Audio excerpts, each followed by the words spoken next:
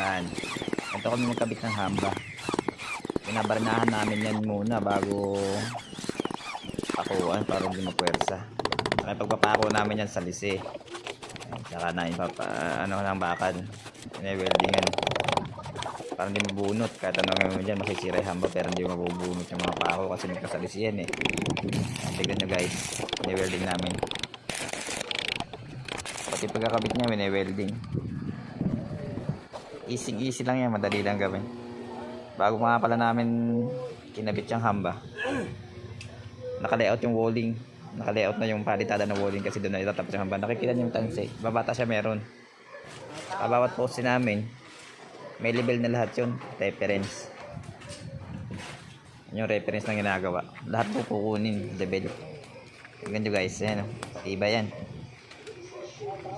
Kahit wala pang pukol na semento yung loob niyan, pwede mo ikabit yung pinto, hindi yan gagalaw.